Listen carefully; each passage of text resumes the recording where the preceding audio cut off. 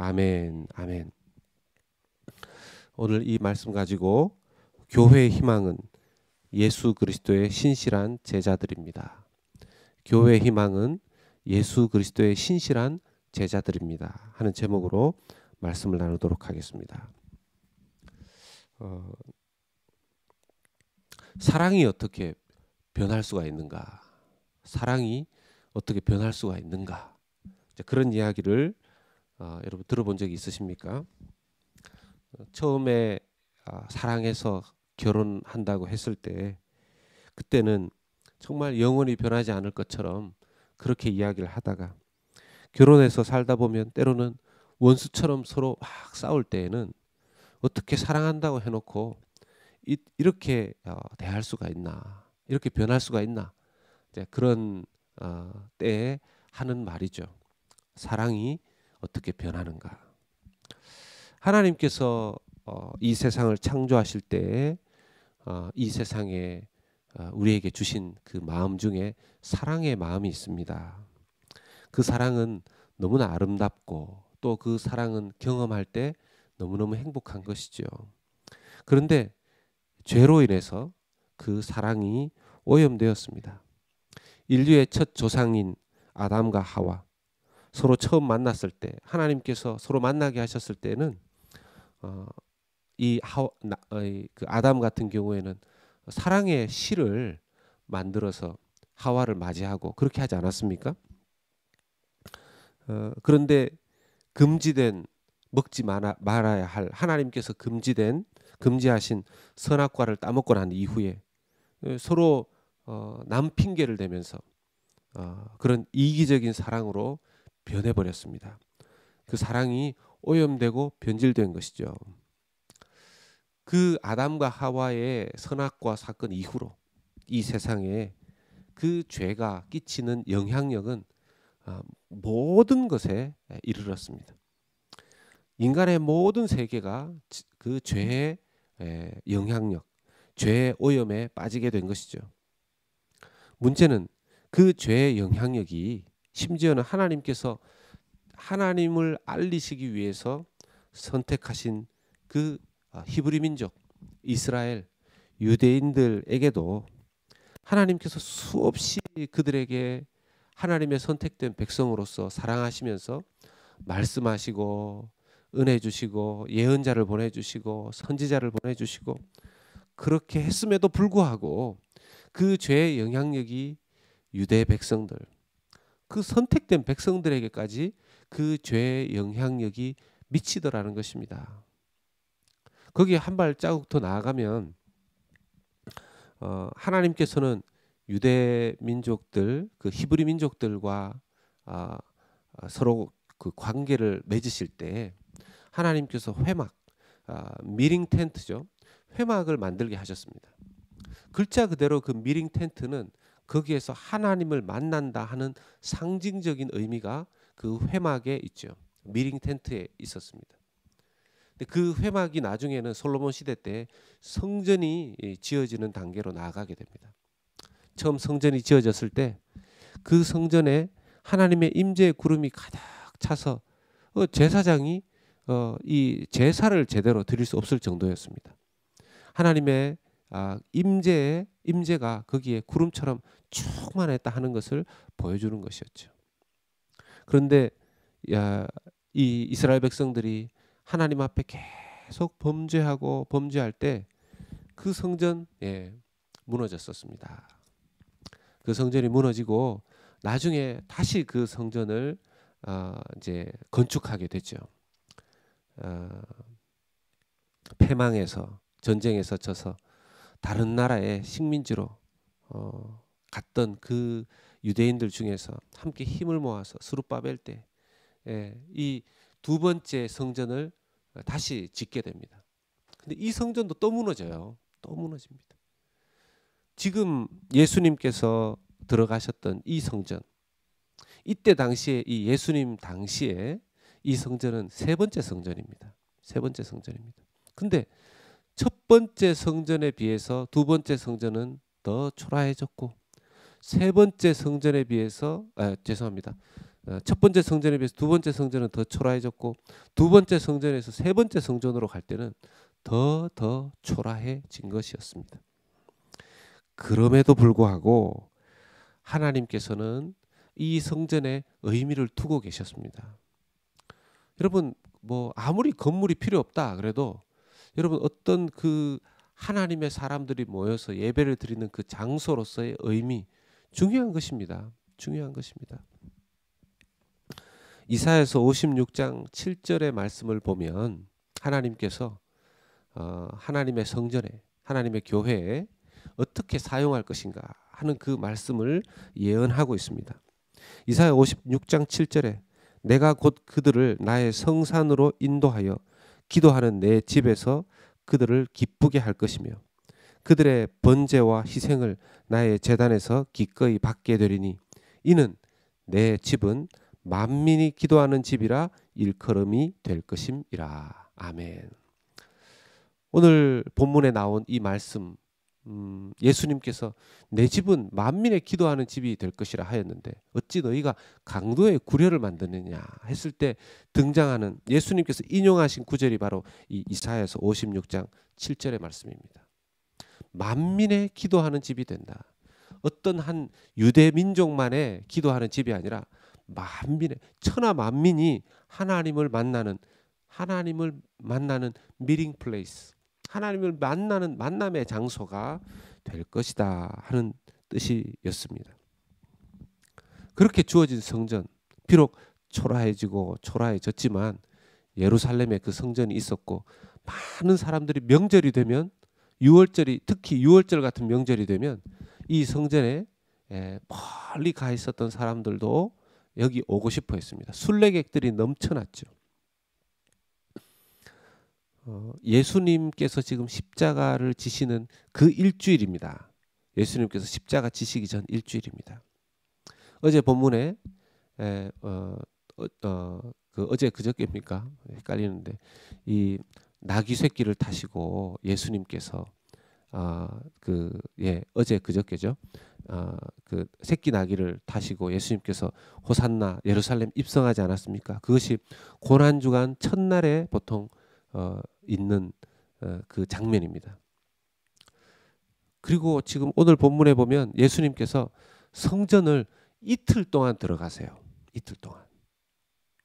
여러분 고난 주간 예수님께서 십자가를 지시기 일주일에 그 일주일에 하나님 스케줄 예수님의 스케줄 중에서 첫날 새끼 나귀를 타시고 예루살렘에 입성하시고 그 다음 날은 지금 성전에 들어가 계신 것입니다. 계속해서 성전에 뭐 하려고 성전에 들어가셨을까요? 당연히 기도하러 들어가셨겠죠. 그런데 이틀 동안 기도하러 들어가신 성전 안에서 어떤 일을 경험하신 겁니까?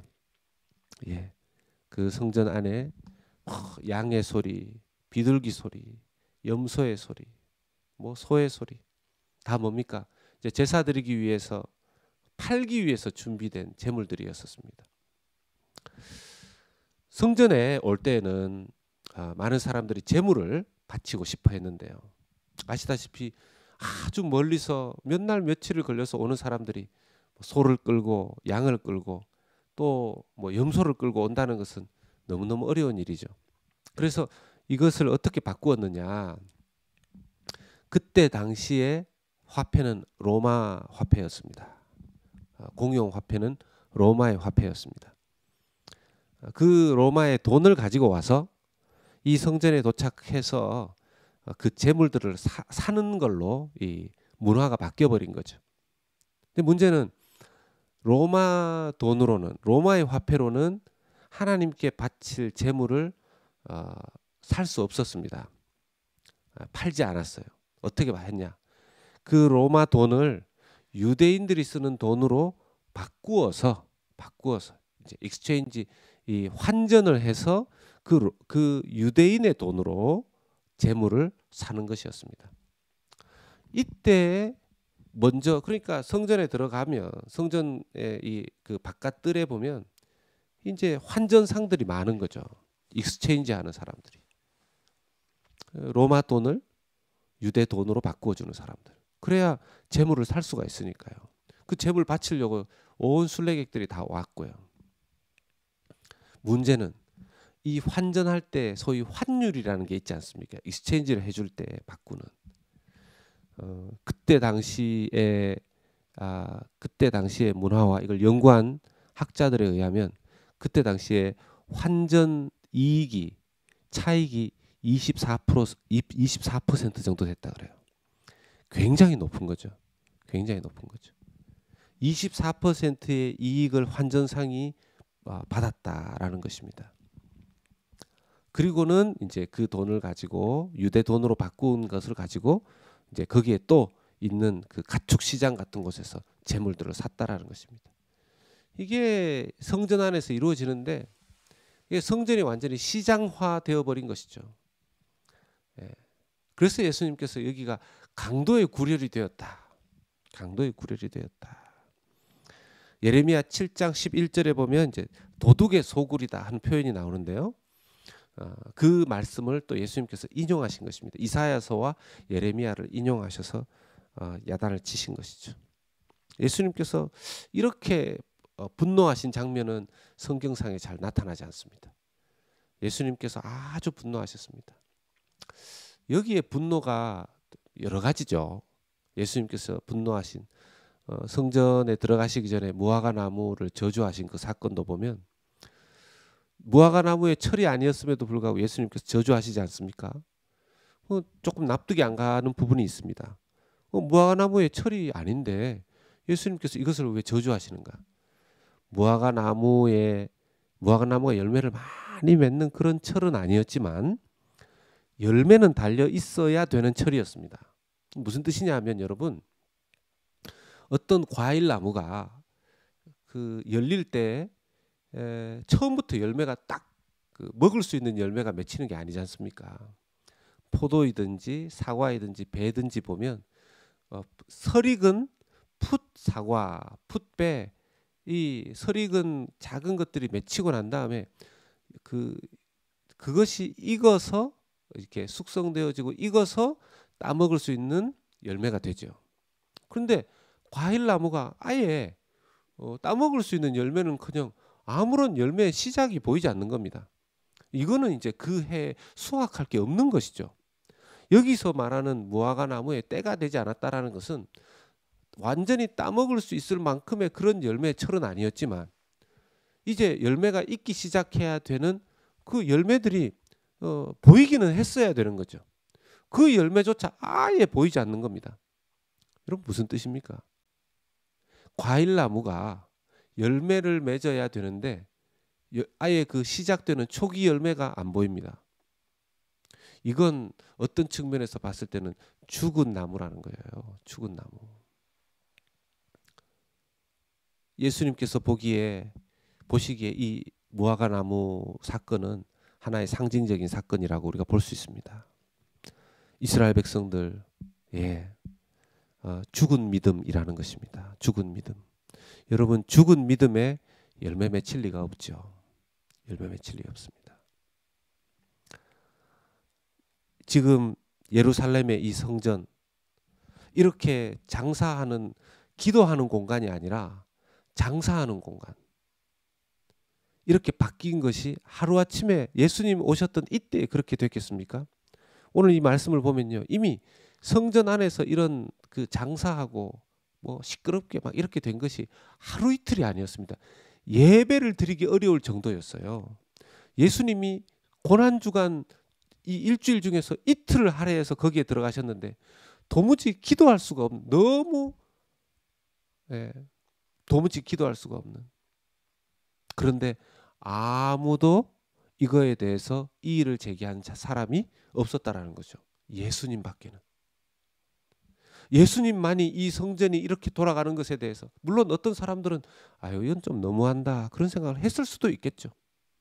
그런데 아무도 이 성전에 이 일이 이렇게 돌아가는 것에 대해서 기도가 방해될 정도로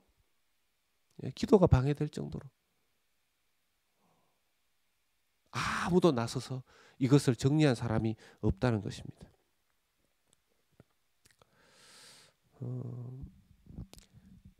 김동호 목사님께서 2017년에 어떤 책을 내셨는데 생사를 건 교회 개혁이라는 그런 책을 내신 적이 있습니다. 저는 뭐 그 책의 내용에 다 동의하지는 않습니다만은 그 책 제목처럼 교회 개혁, 어떻게 보면 생사 목숨을 걸어야 되는 일일지도 모르겠습니다. 예수님이 혼자 나서서 성전을 청소하실 때 결국 이 일로 인해서 예수님을 향해 대제사장과 서기관들은 죽일 계획을 짜기 시작했습니다. 예수님을 죽일 계획을 짜기 시작했습니다. 목숨 걸고 예수님도 성전 청소하시는 거죠. 아무도 잘못되어 가는 것에 대해서 바꾸려고 하지 않았다라는 것이죠. 거기에 대제사장들도 있었고 서기관들도 있었고 했음에도 불구하고 말입니다. 교회가요, 처음에는 순수하게 출발해서 시간이 갈수록 화석화될 수 있습니다. 이 죄의 영향력이, 여러분 교회 안으로 죄의 영향력이 흘러들어오지 않는다는 보장이 있습니까? 여러분 무균지대, 무풍지대는, 죄의 무균지대, 무풍지대는 없습니다. 없어요. 믿음 중심이 인간 중심으로 흘러갈 수 있습니다. 시간이 흐르면서 처음에는 은혜로 시작했던 그 일이 나중에는 완전 육체적인 일로 바뀌는 경우들도 많습니다. 믿음 중심에서 인간 중심으로 흘러가고, 시간이 흐르면 직분받고, 직분을 또 받지 못하면 서운해하고, 직분을 받으면 거기에 걸맞는 모범이 되지 못하는 왜곡된 교회 조직화, 유기체로서의 어떤 그런 교회, 이런 게 아니라 조직으로서의 교회, 조직이 너무나 강조되고 신분으로 마치 이루어지는 것처럼 그런 되는 것을 볼 수가 있습니다. 나중에는 급기야 문제에 손을 못 쓸 정도로. 더 무서운 것은 침묵하는 자들. 교회가 정치화되고 교회가 율법주의화됨에도 불구하고 손을 못 쓰는, 침묵하면서 가만히 있는 사람들이 더 무서운 겁니다. 더 무서운 겁니다. 어떻게 해야 되나요? 오늘이 40일 특세의 마지막 특별 새벽 예배인데요. 이 말씀을 준비하면서 이게 참 더 의미심장하게 다가왔습니다. 교회의 순수성, 교회의 거룩성, 교회의 영광성을 어떻게 지킬 수 있을까요? 그렇다고 늘 막 교회에서 막 싸우고 막 뭐 예수님처럼 막 뒤집어 엎고, 여러분 예수님 흉내를 아무나 내는 거 아닙니다. 예수님 흉내 아무나, 무슨 교회가 무슨 싸움닭처럼 맨날 싸우는 게, 여러분 분명히 예수님께서 논쟁하는 것에 대해서, 교회 안에서 막 그런 식으로 싸우고 하는 것에 대해서 예수님께서 찬성하시지 않았습니다. 그럼 어떡하라는 거죠?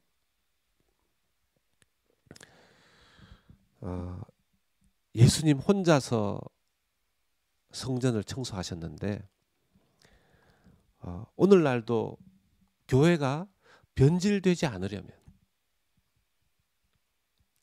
오늘날 이 세상에 있는 수많은 교회에 예수님이 오신다면 예수님은 어떻게 하실까요?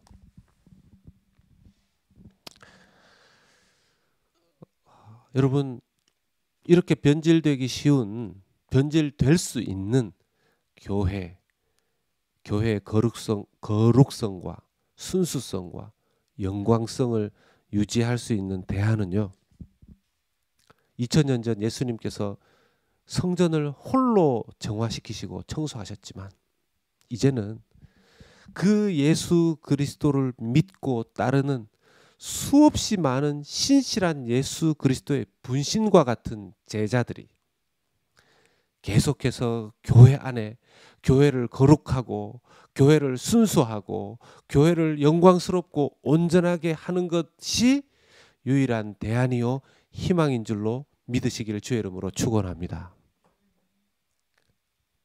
예수님 한 분이 성전 정화하는데 그게 그 모습 속에서 예수님의 꿈과 희망은 무엇이었겠습니까? 이제 예수님께서 십자가 지시고 십자가에서 구원 사역을 이루시고 난 다음에 이제 예수님은 이제 교회를 탄생시키실 계획을 가지고 계셨습니다. 그 교회도 죄의 영향력에서 완전히 자유롭지는 못하죠. 그 일을 누가 해냅니까? 예수님을 따르는 성령을 받아 예수 그리스도의 신실한 제자, 예수님의 분신과 같은 그 제자들이 겸손하게 교회를 섬기면서 정말 어린아이 한 사람을 하나님 앞에 정말 귀히 여기는 것처럼 교회가 영적 생명을 소중하게 여기면서 교회가 경제 원리에 의해서 돌아가는 것이 아니라 은혜 원리에 의해서 돌아가고, 교회가 정말 이 거꾸로 교회는 세상과 거꾸로, 교회가 세상과 같이 맞아떨어지면 큰일 나는 거죠.